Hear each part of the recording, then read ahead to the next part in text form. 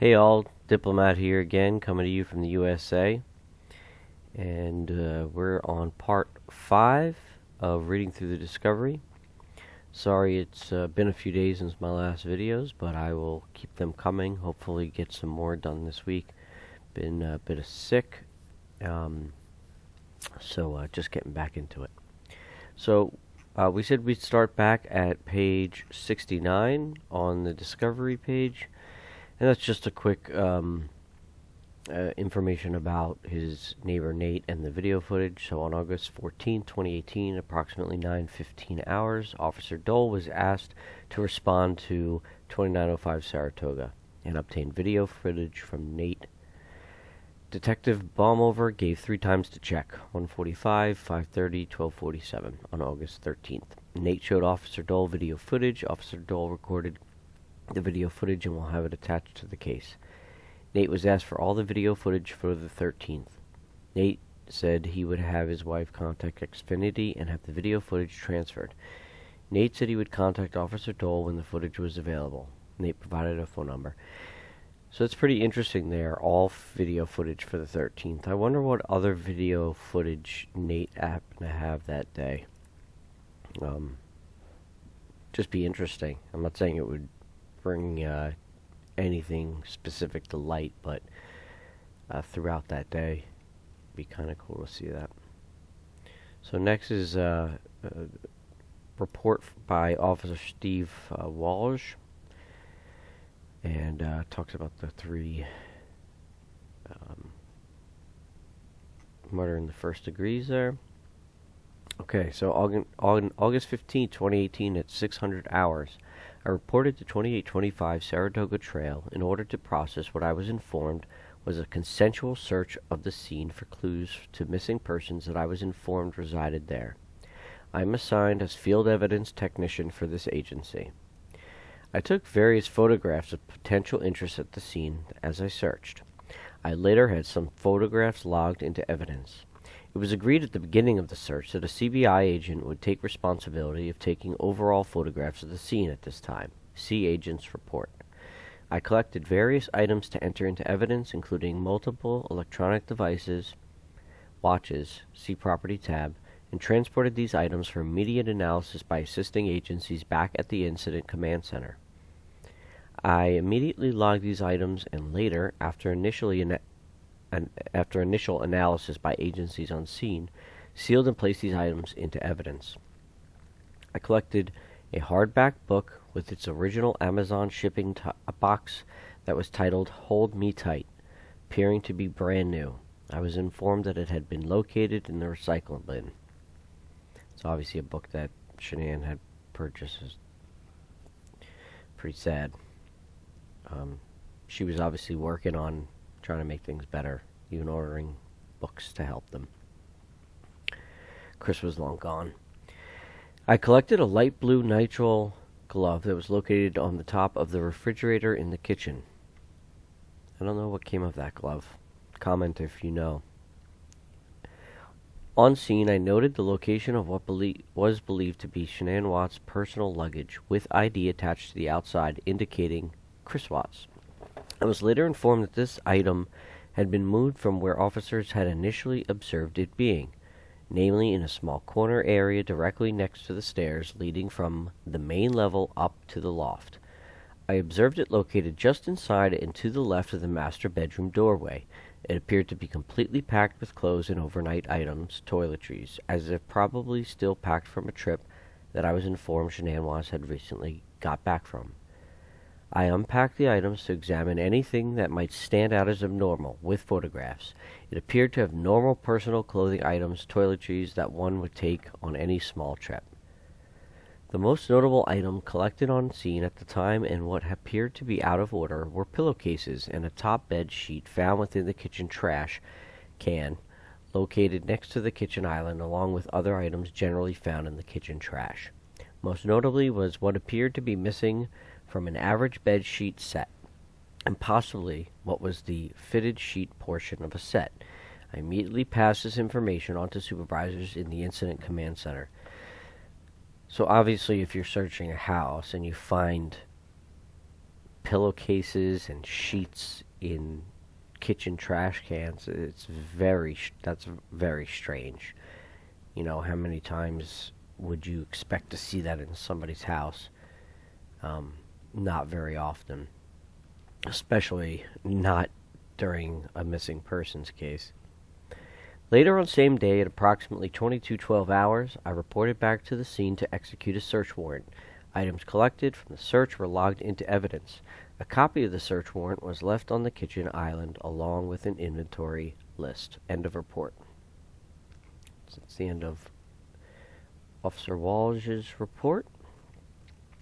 And we have here Officer Ed Goodman. And this talks about the car here. On Wednesday, August 15, 2018, at approximately 8:50 p.m., as requested by Sergeant Bakes, I secured the doors, rear hatch, fuel door, and hood of a white in-color Lexus SUV bearing Colorado license plate, so forth. The vehicle was a vehicle of interest in this active investigation, and I was further requested to have the vehicle towed and impounded by Brad's Towing in their secured inside vehicle storage. I secured the vehicle using evidence tape, which I signed and dated, and completed a Frederick Police Department vehicle impound recovery report. Once Brad's Towing arrived, I had to unseal the driver's door so the vehicle could be loaded onto the flatbed tow truck. The vehicle was then loaded onto the tow truck, and I followed it to the secured storage lot, where I once again secured the vehicle once it had been brought into the storage building. I realized that there may be another vehicle of interest from this case being transported to the storage lot, and I once again unsealed the Lexus so the tow operator could secure the vehicle further inside, making room for the other vehicle.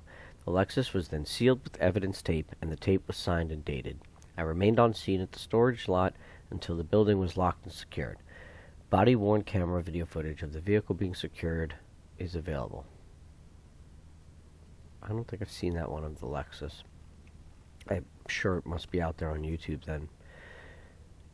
So this is Discovery page 73 now. Officer Matthew James. This is on the 16th. I guess that's when he wrote it. Okay.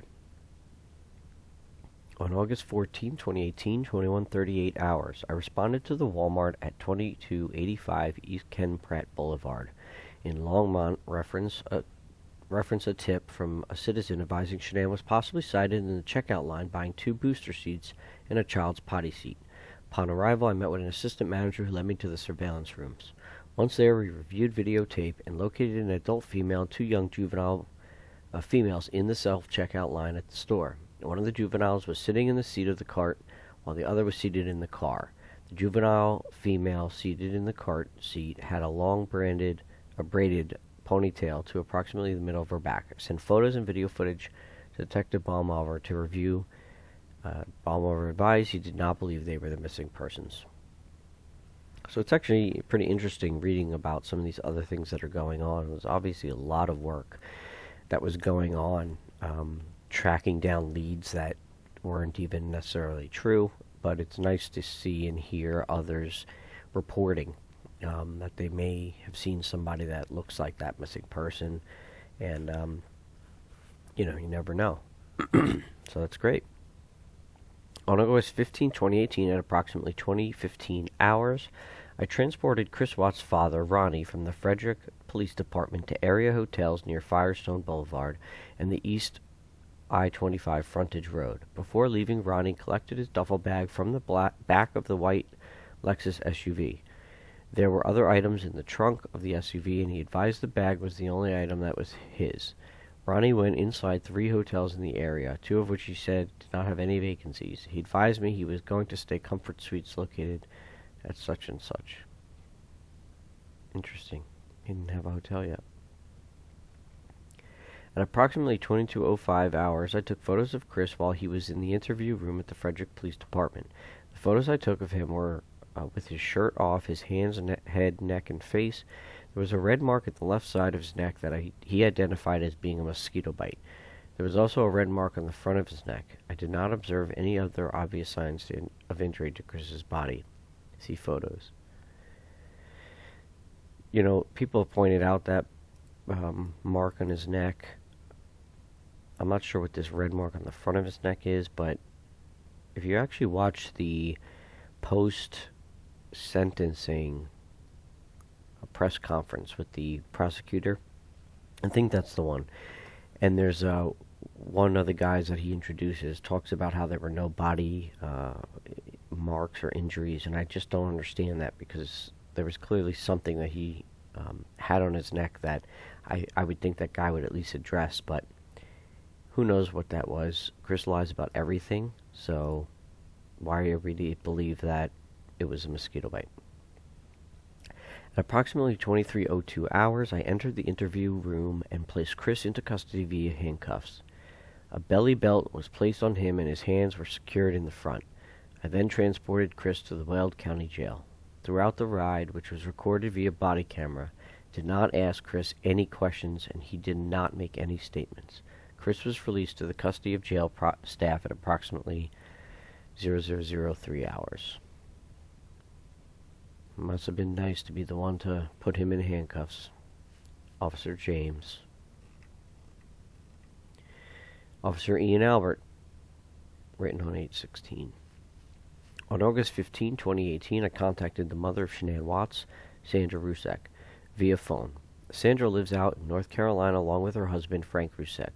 I asked Sandra to give me some background as to Shanann's marriage to Chris and what she may have observed over the past few months.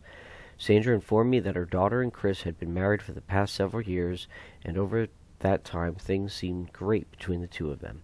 Sandra believed that Chris was a great father and husband, and that she couldn't ask for a better person to marry Shanann. Well, that's, I think she was just so loving and accepting, and Chris was very just, he did what you would want him to do as a father, as a husband, and at least on the surface, and they obviously accepted him very much, and couldn't ask for a better person. She thought very highly of him. However, Sandra noted recently that Chris's behavior had seemed to change.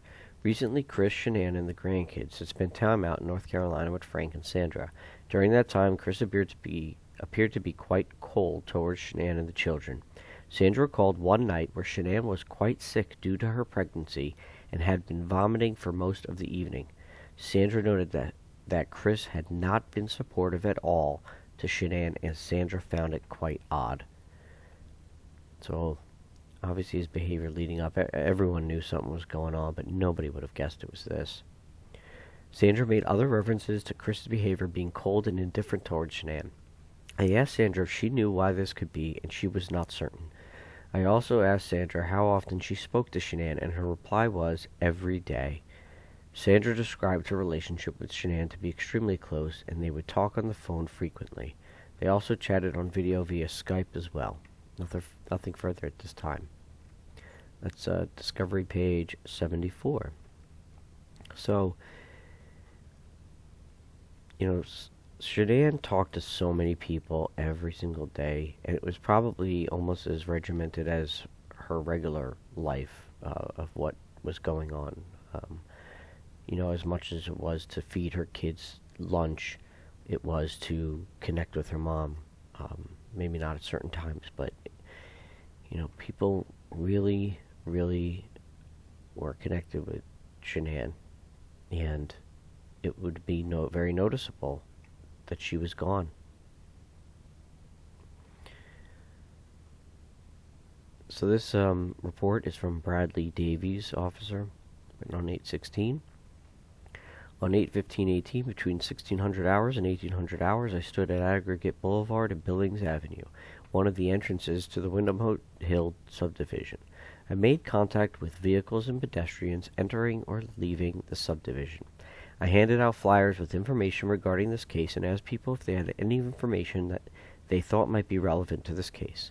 I asked each person I contacted if they had security cameras on their homes. I requested they contact Frederick Police if they have any video footage of vehicles or people in the neighborhood the morning Shanann Bell and Celeste went missing. Nothing further at this time.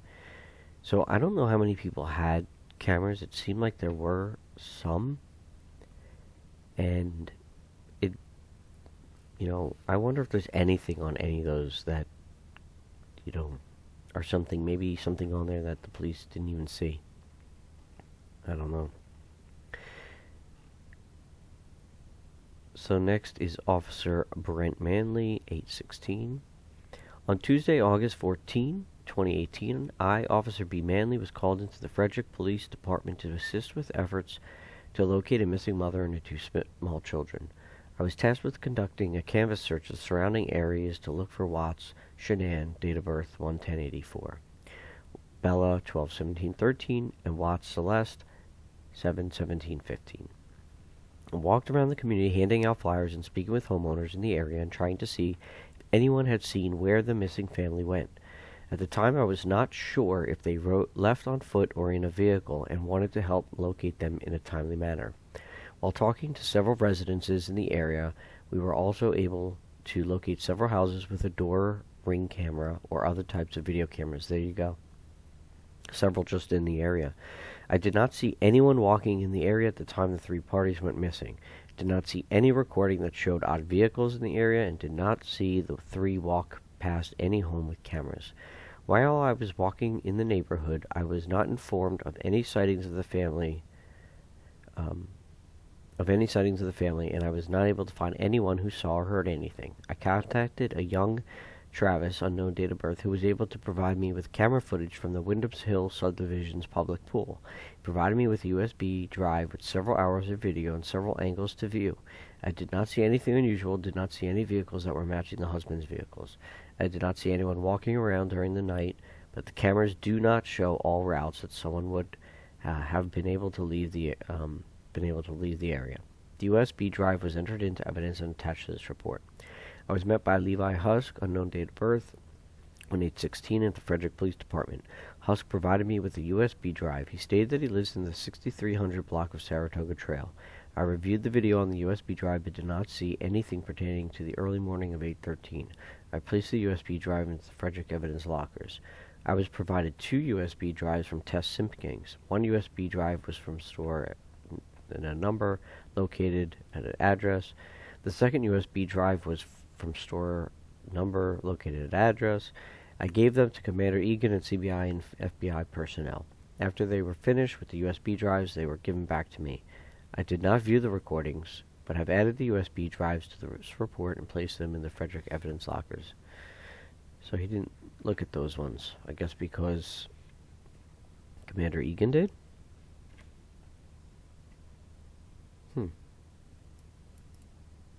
I wonder which ones. Well, we see which ones they are, these stores. There's nothing here that says whether there was anything on these, though.